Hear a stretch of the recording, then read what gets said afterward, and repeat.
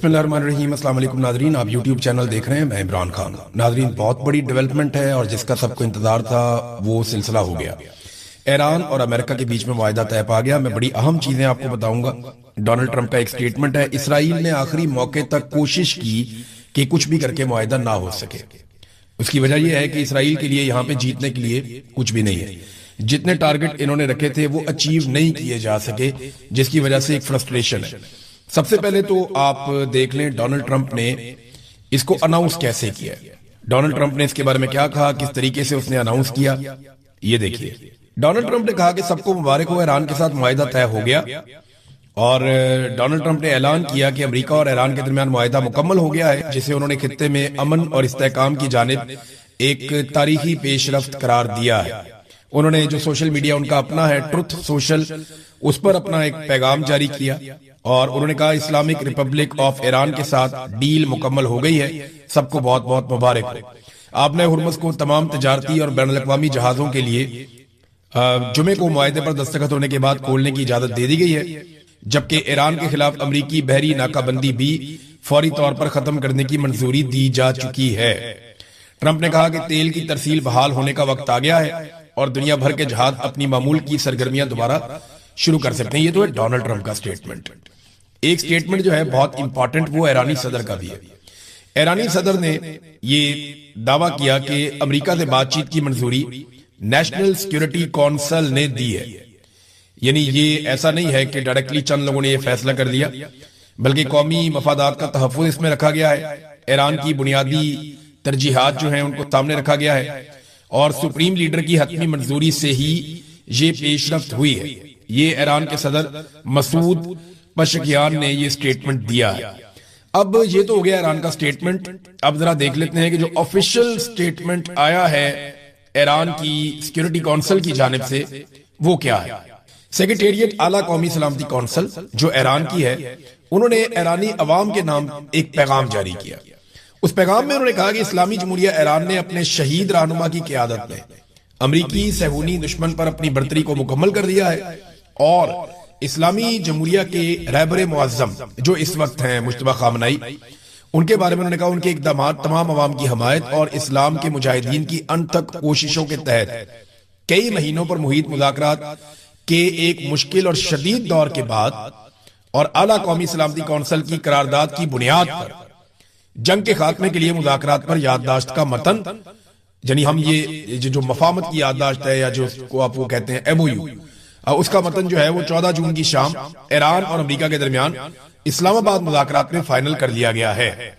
फिर उन्होंने कहा जी लबनान समेत तमाम महाजों पर जंग बंद हो जाएगी, फौजी कार्रवाइयां आज रात से फौरी तौर पर और मुस्तकिल तौर पर खत्म हो जाएंगी। ईरान के खिलाफ बहरी नाकाबंदी फौरी तौर पर और मुकम्मल तौर पर जो है वो खत्म कर दी जाएगी। और 19 जून को वो कह रहे हैं जी कि इस मफाहमत की याददाश्त पर दस्तखत की बाकायदा तकरीब होगी जो कि स्विट्जरलैंड के अंदर होगी और हतमी मुआहदे के लिए मुज़ाकरात उस वक्त तक मुलतवी रहेंगे जब तक दूसरा फरीक याददाश्त मफाहमत के मुताबिक अपनी जिम्मेदारियों को पूरा नहीं कर लेता।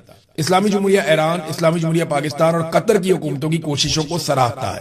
कतर ने इसमें काफी कोशिश की, पाकिस्तान ने इसमें काफी कोशिश की, पाकिस्तान के वजीर आजम ने इसका अनाउंसमेंट भी किया था। अब इसराइल ने ना इसको खराब करने की कोशिश की।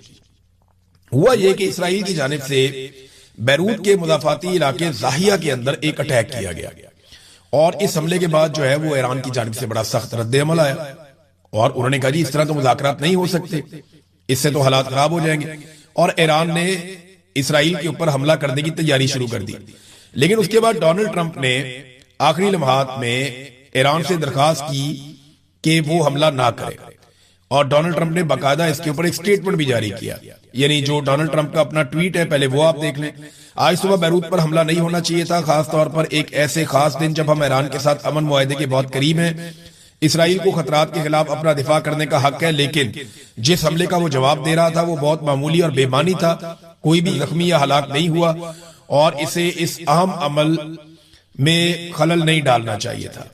हम एक ऐसे मुआहदे के बहुत करीब हैं जो खित्ते में अमन लाएगा, बशमूल लबनान और तमाम फरीकैन को अब पीछे हट जाना चाहिए। इसराइल की तरफ से लबनान में कहीं भी मजीद हमले नहीं होने चाहिए, लेकिन किसी दूसरे फरीक को जिसमें हिजबुल्लाह भी शामिल है उनकी तरफ से भी इसराइल के खिलाफ मजीद हमले नहीं होने चाहिए। یہ ایک طویل اور خوبصورت امن کی شروعات ہو سکتی ہے، آئیے اسے برباد نہ کریں، اور اس معاملے پر توجہ دینے کے لیے آپ کا شکریہ ڈونلڈ ٹرمپ۔ ڈونلڈ ٹرمپ نے اسرائیل کا چینل 12 ہے اس کو ایک انٹرویو دیا، براک راوید نے وہاں پہ ڈونلڈ ٹرمپ کے حوالے سے جو چیزیں چھاپی وہ میں آپ کو بتاتا ہوں۔ انہوں نے نیتن یاہو کو ایک پیغام بھیجا ہے جس میں انہوں نے کہا ہے کہ وہ بیروت پر اسرائیل کے حملے سے شدید ناخوش ہیں۔ ان کا کہنا تھا کہ یہ حملہ ایران معاہدے پر متوقع دستخطوں سے کچھ ہی دیر پہلے کیا گیا ہے جو نامناسب ہے۔ ٹرمپ نے کہا کہ نیتن یاہو نے یہ حملہ کیوں کیا؟ حزب اللہ نے فائرنگ کی لیکن وہ کسی سنسان اور بے آباد جگہ پہ لگی، کوئی بھی زخمی نہیں ہوا۔ پھر نیتن یاہو کو یہ بدبختانہ حملہ کیوں کرنا پڑا، وہ بھی بیروت میں؟ اس بات نے مجھے شدید غصہ دلایا ہے۔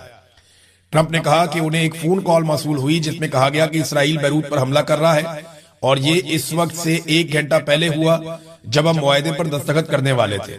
انہوں نے مزید کہا کہ مجھے یقین نہیں آ رہا کہ ایسا ہو رہا ہے، یہ بہت برا ہوا ہے۔ ٹرمپ نے کہا کہ نیتن یاہو نے بالکل بھی عقل اور سمجھداری کا مظاہرہ نہیں کیا، اور انہوں نے نیتن یاہو پر واضح کر دیا کہ وہ اس اقدام سے شدید ناخوش ہیں۔ ٹرمپ کا کہنا تھا کہ وہ اب بھی یہی مانتے ہیں کہ ایران معاہدہ اسرائیل کے لیے اچھا ہے، کیونکہ ایران کے پاس پھر جوہری ہتھیار نہیں ہوں گے، اور اگر اس کے پاس ہوئے جوہری ہتھیار تو پھر اسرائیل کے لیے بہت مشکلات پیدا ہو جائیں گی۔ پھر ساتھ ہی انہوں نے کہا جی کہ ایران کے افزودہ یورینیم کے ذخیرے کو بھی ختم کر دیا جائے گا، چیزیں کافی بہتر ہو جائیں گی اور اس پر دستخط ہو جائیں گے، میرے خیال میں دستخط آج ہی ہو جائیں گے۔ تو یہ ڈونلڈ ٹرمپ نے وہاں پہ انٹرویو دیا تھا۔ اسرائیل کو پرابلم یہ تھا کہ وہ جو سوچ رہا تھا وہ اس کو مل نہیں رہا تھا، لیکن ایران نے یہ حملہ روک کے عقل مندی کا ثبوت دیا، اور اب یہ امریکہ کی ذمہ داری ہے کہ اسرائیل بیروت پہ یا لبنان پہ اٹیک نہ کرے، کیونکہ اسرائیل جب اب لبنان پہ اٹیک کرے گا تو ایک بات یاد رکھیے گا کہ ایران واپس اسرائیل پہ اٹیک کرے گا۔ یعنی میں آپ کو یہ بتاتا ہوں کہ جو دفاعی معاہدہ ہوا ہے وہ امریکہ اور ایران کے بیچ میں ہوا ہے، یعنی یہ دو ممالک ایک دوسرے پہ اٹیک نہیں کریں گے، لیکن اگر اسرائیل اٹیک کرتا ہے لبنان پہ تو ایران پھر اسرائیل پہ اٹیک کرتا ہے تو امریکہ بیچ میں نہیں آ سکتا، اسرائیل کے لیے مشکلات بڑھیں گی۔ امریکہ آئے گا تو صحیح بیچ میں، لیکن فی الحال فوری طور پہ اب امریکہ ایک نئی جنگ میں نہیں جا سکتا۔ امریکہ نے اس جنگ میں حاصل کیا کیا، یہ ہے سب سے بڑا سوال۔ تو میں آپ کو سب سے پہلے ڈونلڈ ٹرمپ کا ایک سٹیٹمنٹ بتاتا ہوں جو اس نے جنگ کے پہلے دن دیا تھا۔ ڈونلڈ ٹرمپ نے ایرانی عوام سے مخاطب ہوتے ہوئے کہا تھا کہ جب ہم اپنا کام ختم کر لیں گے، یعنی یہ جنگ مکمل کر لیں گے، تو آپ اپنی حکومت کا کنٹرول سنبھال لیجئے گا، اور یہ سنبھالنے کے لیے آپ ہی کی حکومت ہوگی۔ تو اس نے ایرانی عوام کو کہا تھا کہ ہم آپ کا رجیم تبدیل کر دیں گے، یہاں کے حکمرانوں کو مار دیں گے، ہر چیز کنٹرول کر لیں گے، عوام کو حکومت دے دیں گے، عوام وہاں پہ ایک جمہوری حکومت بنا لے گی۔ اس قسم کی باتیں ڈونلڈ ٹرمپ کی جانب سے کی گئی تھی جنگ کے پہلے دن، ان کے بڑے بڑے دعوے تھے۔ لیکن امریکہ نے کیا حاصل کیا اور ایران نے کیا حاصل کیا، میں آپ کو 2 منٹوں میں بتاتا ہوں۔ امریکہ نے رجیم تبدیل کرنا تھا، وہ نہیں ہو سکا۔ فوجی طاقت زیرو کرنی تھی ایران کی، وہ نہیں ہو سکا۔ میزائل ختم کرنے تھے، ڈرونز ختم کرنے تھے، آج امریکی رپورٹوں کے مطابق وہ پہلے سے زیادہ مؤثر ہیں، وہ بھی نہیں ہو سکا۔ خطے میں امریکہ کو اپنی بالادستی قائم رکھنی تھی، اس کو بڑی چوٹ لگی ہے۔ اتحادی امریکہ کے بڑے اہم، خاص طور پہ جو نیٹو اتحادی تھے، وہ امریکہ نے بہت حد تک کھو دیے ہیں۔ دنیا کا امریکہ کے اوپر جو اعتماد ہے وہ متزلزل ہوا ہے، امریکی چودراہٹ جو ہے وہ بھی خطرے میں پڑی ہے۔ آبنہ ہرمز کی صورتحال پہلے جیسی کبھی نہیں رہ سکے گی، یہ بات اب سب جانتے ہیں۔ ایران نے کیا حاصل کیا؟ تو ایران نے ایک تو مت توڑ دی یہ والی کہ اسرائیل کے اندر کوئی بم نہیں جاتا یا امریکہ کو واپس مارا نہیں جا سکتا، امریکی ہتھیار ناقابل شکست ہیں تو آپ ان کی کوئی چیز تباہ نہیں کر سکتے۔ یہ مت ایران نے توڑ دی، اس نے اسرائیل کو بھی مارا، اس نے امریکہ کو بھی مارا۔ پھر انہوں نے اپنی ایک ڈیٹرنس قائم کی جس کو دبدبا کہتے ہیں آپ اردو میں، اور وہ انہوں نے قائم کر لی ریجن میں۔ پھر پابندیاں جو ایران کے اوپر تھی وہ ختم ہو جائیں گی، اب جو ایران کے منجمد اثاثے ہیں وہ بحال ہو جائیں گے۔ یعنی ابھی خبر آ رہی ہے یو اے ای نے غالباً $3 ارب بحال کر دیے ہیں، باقی وہ کرنے جا رہے ہیں۔ قطر اور یو اے ای کے پاس ہی بہت زیادہ پیسہ ہے ایران کا، اور $10 بلین ہیں، بہت زیادہ پیسہ ہے۔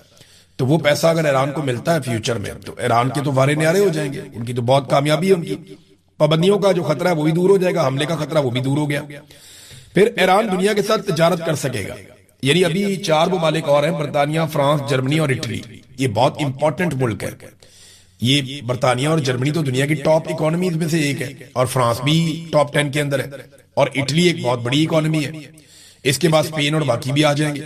تو یہ اہم ترین یورپی ممالک نے یہ کہہ دیا کہ اگر ایران اپنے جوہری معاملات کو باقی ممالک کے ساتھ طے کر لیتا اور ایٹمی ہتھیار نہیں بناتا تو پھر ایران کے اوپر ہم بھی اپنی پابندیاں ختم کر دیں گے، یعنی یہ سب لوگ بھی ایران کے ساتھ تجارت کریں گے۔ ہمارے ریجن میں سب سے زیادہ تعلیمی قابلیت ایران کے پاس ہے، ان کا تعلیمی نظام سب سے بہتر ہے، تو ان کے پاس مواقع بھی سب سے بہتر ہوں گے، تیل بھی ان کے پاس ہے اور پڑھے لکھے لوگ بھی ان کے پاس ہیں، تو ایران کے لیے بہت بڑی دنیا کے اندر مارکیٹس کھلیں گی۔ بہرحال یہ ان کے اوپر پابندیاں ختم ہو جائیں گی، اور ایٹم بم ویسے بھی آیت اللہ علی خامنئی کا فتویٰ تھا کہ ایٹم بم نہیں بنانا۔ پھر جو ایران کے اندر رجیم اس وقت موجود ہے اس کو بڑا فائدہ ہوا، وہ مضبوط ہو جائے گا، مضبوط ہو بھی گیا، اس کو بہت فائدہ ہوا۔ حالانکہ پبلک بہت غصے میں تھی کہ امریکہ کے ساتھ ایک کمزور معاہدہ نہ کیا جائے، چند شکوں کے اوپر لوگ اعتراض کر رہے تھے کہ یہ شکیں ٹھیک نہیں ہیں، لیکن اس کے باوجود ایران نے اس کو ایک بڑی کامیابی قرار دیا، اور اوورآل آپ دیکھیں تو امریکہ کی نسبت زیادہ فائدے ایران کو ہوئے ہیں۔ اب ناظرین، محسن نقوی نے ایک ٹویٹ کرتے ہوئے فیلڈ مارشل عاصم منیر کا فوٹو لگا دیا، انہوں نے کہا جی اس نے پھر سے کر دکھایا، اور اس نے پہلے پاکستان کے لیے کیا، اب اس نے دنیا کے لیے کیا۔ محسن نقوی پاکستان کا وزیر داخلہ بھی ہے اور پی سی بی کا چیئرمین بھی ہے، لیکن آپ یہ دیکھیں پاکستان کا وزیر داخلہ تعریف کرتا ہے فیلڈ مارشل کی، ایک سرکاری آفیسر کی، اور وہ وزیر اعظم کی تعریف نہیں کرتا، یعنی فیلڈ مارشل کا فوٹو چپکا دیا سوشل میڈیا پہ اور اس کی تعریف کی، لیکن جو وزیر اعظم ہے جس کو عمران خان صاحب نے اردلی کا خطاب دیا، اس کا نہ فوٹو چپکایا نہ اس کی تعریف کی۔ یہ پاکستان کی ایک تلخ حقیقت ہے جس سے ہم بھاگ نہیں سکتے۔ ہاں یہ بات سب کو ماننی پڑے گی کہ پاکستان کے اوپر حکمران کیونکہ مسلط ہے اس وقت فیلڈ مارشل عاصم منیر کا کنٹرول ہے، شہباز شریف کو جعلی حکمران بنایا ہوا ہے، تو ان لوگوں کو موقع ملا اور انہوں نے موقع سے فائدہ اٹھایا، اور انہوں نے اس امن کے لیے اپنا کردار ادا کیا۔ ایکچولی تو یہ پاکستان کا کردار ہے، پاکستان کی اہمیت ہے، اور پاکستان کی وجہ سے یہ لوگ پہچانے جاتے ہیں دنیا میں، لیکن اچھی بات یہ ہے کہ ان لوگوں نے یہ رول پلے کیا، تو جتنی جس کی بنتی ہے اتنی تعریف ہونی چاہیے، لیکن گیم اٹھاتے وقت اس بات کا خیال رکھے کہ پاکستان ایک جمہوری ملک ہے، چلے کہنے کو ہی ہے، تو وزیر اعظم کی کم سے کم فوٹو لگا کے اس کی تعریف اگر وزیر داخلہ کر دیتا، لیکن وزیر داخلہ نے اس موقع پر بھی وزیر اعظم کو آئینہ دکھایا اور یہ بتایا کہ باس کون ہے اور اردلی کون ہے، تو فیلڈ مارشل کا فوٹو وہاں پہ انہوں نے لگا دیا۔ تو چلیں ان کا اپنا اکاؤنٹ ہے، وہ جس کا مرضی فوٹو لگائے۔ اب آ جاتے ہیں آزاد کشمیر میں۔ آزاد کشمیر میں ناظرین اس وقت جو صورتحال ہے وہ پوری دنیا میں جو اوورسیز کشمیری ہیں ان کے ساتھ جڑی ہوئی ہے۔ آج بڑے پیمانے پہ لوگ نکلے برطانیہ میں، بہت بڑی تعداد تھی، لوگوں نے بڑا زوردار احتجاج کیا، لوگ کشمیریوں کے ساتھ کھڑے ہوئے اور وہ ایک ہی بات کر رہے تھے، خواتین، مرد، بچے، بزرگ سب ایک بات کر رہے تھے کہ ہم دہشت گرد نہیں ہیں۔ انہوں نے انگلش میڈیا کو بھی انٹرویو دیا، انہوں نے پاکستانی میڈیا کو بھی انٹرویو دیا، انہوں نے سوشل میڈیا پہ بہت سارے ان کے پیغامات وائرل ہوئے، تو وہ ایک ہی بات کر رہے تھے کہ ہم دہشت گرد نہیں ہیں، ہم تو پاکستان سے پیار کرنے والے ہیں، ہماری پاکستان سے کوئی دشمنی یا لڑائی نہیں ہے، نہ پاکستان کے اداروں سے، ہم تو اپنا حق مانگ رہے ہیں، تو حق مانگنے والے لوگوں کو دہشت گرد قرار نہ دیا جائے۔ اب سیکورٹی فورسز جو ہے وہ جوائنٹ عوامی ایکشن کمیٹی کے دھرنوں پر بار بار کریک ڈاؤن کرتی ہے، اور اس میں لوگ شہید بھی ہو جاتے ہیں، کبھی 2 کی خبر آتی ہے، کبھی 4 کی خبر آتی ہے، کبھی 8 کی خبر آتی ہے، تو بار بار لوگ اس میں شہید ہو جاتے ہیں جب سیکورٹی فورسز اٹیک کرتی ہیں، چاہے کوٹلی میں ہو، چاہے راولہ کوٹ میں ہو، چاہے کسی اور جگہ پہ ہو، راستے بند کیے ہوئے ہیں، تو لیکن اس کے باوجود لوگ دوبارہ اکٹھے ہو جاتے ہیں۔ مجھے حیرت اس بات پہ ہوتی ہے کہ سیکورٹی فورسز کریک ڈاؤن کرتے ہیں، کافی لوگ زخمی ہو جاتے ہیں، ہر دفعہ درجنوں لوگ زخمی ہو جاتے ہیں، اور سیکورٹی فورسز کے لوگ بھی زخمی ہوتے ہیں کیونکہ لوگ آگے سے ریٹیلیٹ کرتے ہیں اور لوگ شہید بھی ہو جاتے ہیں، لیکن اس کے باوجود کشمیری ہار نہیں مانتے، وہ دوبارہ اکٹھے ہو جاتے ہیں، وہ پھر میدان لگا لیتے ہیں۔ اب تو خواتین بھی بیچ میں آنا شروع ہو گئی ہیں، تو عملی طور پہ آزاد کشمیر میں جو کاروباری زندگی ہے وہ مجمد ہے، یعنی فریز ہو گئی ہر چیز، انٹرنیٹ بند ہے، ٹرانسپورٹ اور راستے بند ہیں، کشیدگی کا خطرہ لگاتار بڑھتا چلا جا رہا ہے، ختم نہیں ہو رہا، اور سرکاری ٹی وی دعویٰ کر رہے ہیں کہ سب کچھ نارمل ہے، بالکل ویسے ہی دعویٰ کر رہے ہیں جس طرح سرکاری ٹی وی کہتے تھے کہ بنگلہ دیش میں سب کچھ نارمل ہے، اور پھر ہم نے دیکھا کہ پاکستان 2 ٹکڑے ہو گئے۔ تو سرکاری ٹی وی تو ہمیشہ سے آپ کو چیزیں نارمل کر کے بتاتے ہیں، لیکن حالات گراؤنڈ میں ویسے نہیں ہیں۔